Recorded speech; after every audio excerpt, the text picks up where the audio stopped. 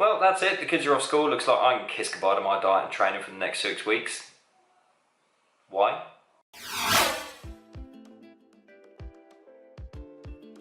It's this magical thing that happens when the end of July/August hits and every mum switches into holiday mode.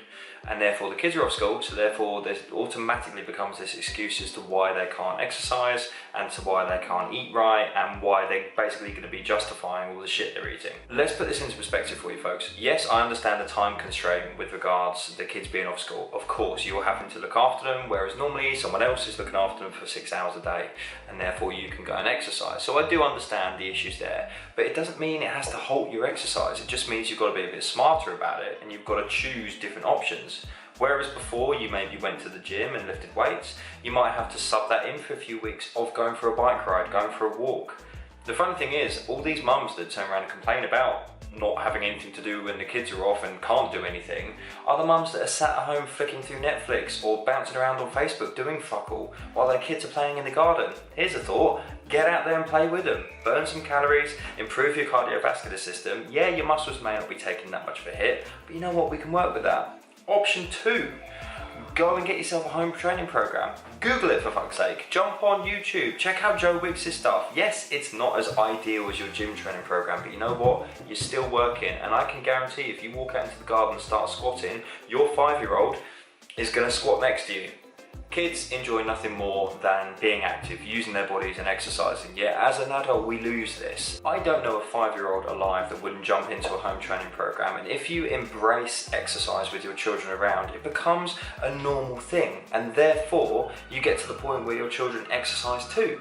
And they don't see exercise as this weird thing that only a few select people do. They see it as something that everybody does, and therefore you then help your children not become obese as they get older. The fun thing you've got to look at is your diet. So many mums turn around and say, well, I'm cooking fish fingers and chicken nuggets for the kids, and then I end up helping myself to them, or I end up picking on a few chips, etc. Okay, firstly, why?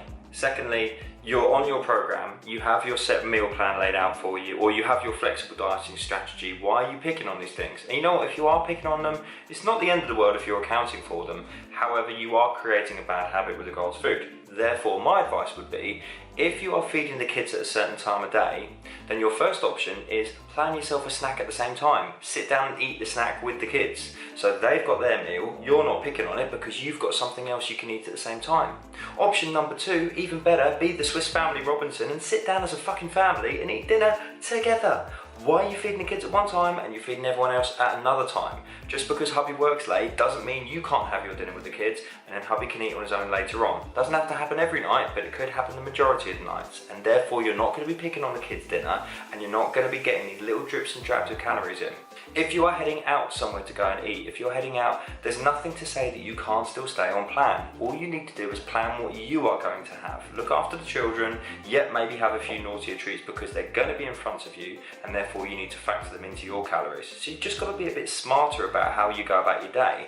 But there is nothing that need change or nothing that need be completely wiped out just because the kids are off. Get a hold of yourself, get a plan together and focus on your goal. Stop sidetracking it until September comes around.